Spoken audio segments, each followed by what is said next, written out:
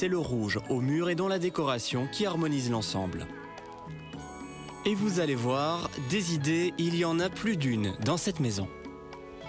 Ici, petite astuce pour diviser l'espace. Ce sont 2 cloisons faites tout simplement et placées perpendiculairement qui permettent de donner à chaque enfant sa petite chambre et de bien séparer l'espace. Cette séparation a été fabriquée avec de simples panneaux de MDF fixés sur une structure en bois vissée au sol. Jeanne et Lucien ont ainsi chacun leur chambre dans un même espace.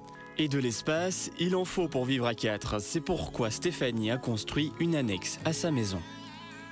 Donc ici, on se situe dans la partie de la rénovation, la partie contemporaine de la maison, où le but était d'agrandir la cuisine qui est à l'emplacement de l'ancienne cuisine et de créer un contact vers le jardin et de créer également un contact vers les pièces du bas. La cuisine est donc ouverte sur le rez-de-chaussée et grâce à cette verrière, le petit déjeuner se prend avec vue sur le jardin. Un vitrier sur lequel on peut écrire facilement avec des marqueurs et l'effacer suivant le besoin.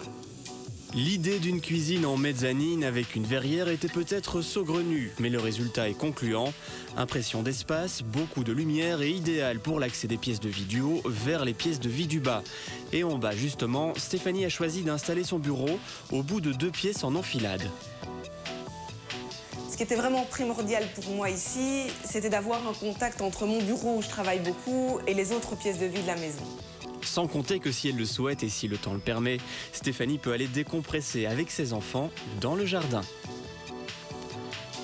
À retenir au niveau des bonnes idées, une cloison ouverte pour diviser une pièce en 2 chambres et une plaque de verre en guise de tableau.